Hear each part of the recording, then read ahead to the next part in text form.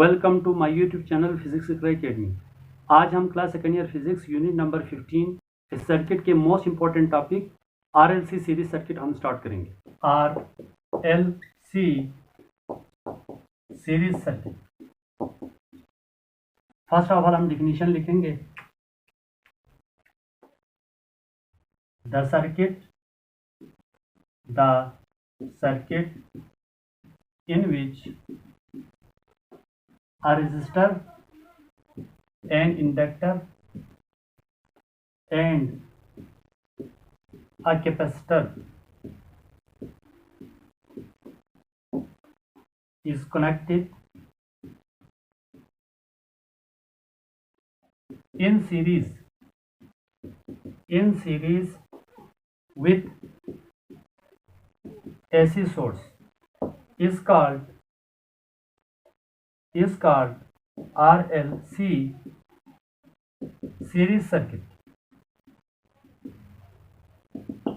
यानी वो सर्किट जिसमें एक रेजिस्टर और इंडक्टर और एक कैपेसिटर को सीरीज में हम जोड़ते हैं एसी सर्किट के साथ, उसको हम आरएलसी सीरीज सर्किट कहते हैं। इस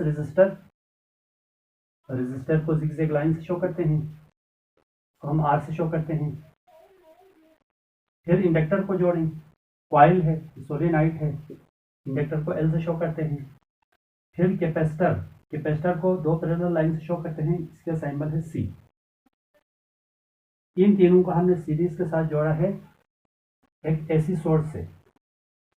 this is AC source at in instant T ये पॉजिटिव है, ये नेगेटिव है। तो इसका मतलब इस वक्त इस इंस्टेंट पर ये सोर्स इस डायरेक्शन में करंट सेंड कर रहा है, तो करंट की वैल्यू है I = IM sin omega T. अब ये करंट रेजिस्टर के अक्रॉस फ्लो होगा, तो यहाँ पे एक पोटेंशियल ड्रॉप क्रिएट करेगा, यहाँ पे एक वोल्टेज ड्रॉप क्रिएट करेगा या एक पोटेंशियल डिफरेंस पैदा करेगा। पोटेंशियल डिफरेंस इक्वल होगा VR = VM sin omega T. Resistor के अंदर current and voltage same phase में होता है, इसलिए यहाँ पे भी ओमेगा टी है फेस, यहाँ पे भी ओमेगा टी है। इंडक्टर के अंदर से ये करंट फ्लो होगा, तो इंडक्टर के अंदर भी पोटेंशियल ड्रॉप या एक वोल्टेज ड्रॉप क्रिएट करेगा या एक पोटेंशियल डिफरेंस क्रिएट करेगा। उसको हम रिप्रेजेंट करते हैं VL से। ये इक्वल होगा VM sin omega T plus 90।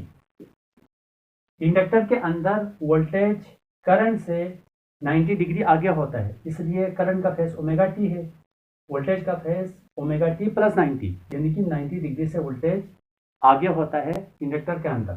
Current इस कैपेसिटर से पास होगा, तो यहाँ पे भी एक पोटेंशियल ड्रॉप क्रिएट करेगा या वोल्टेज ड्रॉप क्रिएट करेगा। वो इक्वल होगा VC = VM sin omega T minus 90। Capacitor में वोल्टेज करंट से 90 डिग्री पीछे होता है। जो रेजिस्टर, इंडक्टर, कैपेसिटर कोई भी पहले आप बना सकते हैं, इनके ऑर्डर कोई भी आप ले सकते हैं, ऑर्डर का कोई मसला नहीं है। आप अपनी मर्जी के ऑर्डर आप बना सकते हैं। मैंने RLC बनाया, आप LRC बना सकते हैं, आप CRL भी बना सकते हैं, जो आपका दिल करे पहले आप वो बना सकते हैं। द वोल्टेज अक्रॉस रेजिस्टर के अक्रॉस वोल्टेज है VR = IR। VM sin omega T के इक्वल भी होता है। यहाँ पे मैंने I की ये वैल्यू पुट करके मैंने इक्वेशन ये बनाई है। आप जस्ट ओम्स लॉ से ये सिंपल इक्वेशन भी आप लिख सकते हैं। Here current and voltage are in same phase. Resistor के अंदर current and voltage same phase में होता है, so phase difference is 0। Phase difference यहाँ पे 0 है। Now voltage across inductor is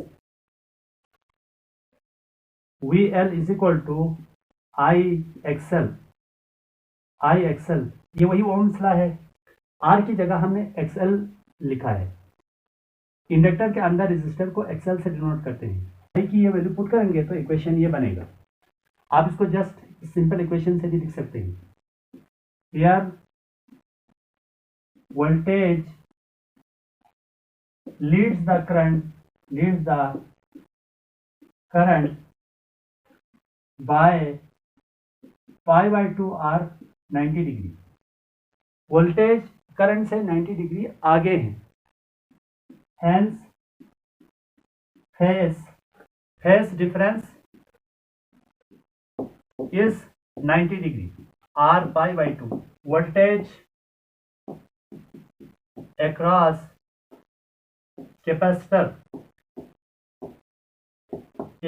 capacitor के अक्रॉस हम वोल्टेज लिखेंगे Vc is equal to I XC. I की ये वैल्यू पुट करेंगे इस इक्वेशन के अंदर, इसको सॉल्व करेंगे तो ये इक्वेशन बनेगा। लेकिन हम जस्ट सिंपल इक्वेशन भी हम रख सकते हैं। This is also Ohm's law, V is equal to I R. R की जगह एक्सी रखा है क्योंकि कैपेसिटर के अंदर रेजिस्टर को हमने एक्सी से शो करते हैं। एक्सी इक्वल होता है 1/ओमेगा सी और ओमेगा इक्वल होता है 2πfc। पिछले वीडियोस के अंदर मैंने इसको बताया है ये कैसे आते हैं। इसी तरह यहाँ इंडक्टर में जो इंडक्टिव रिएक्टेंस है एक्सएल, ये इक्वल होता है ओमेगा एल। ओमेगा की वैल्यू इक्वल होती है 2πfl। Here voltage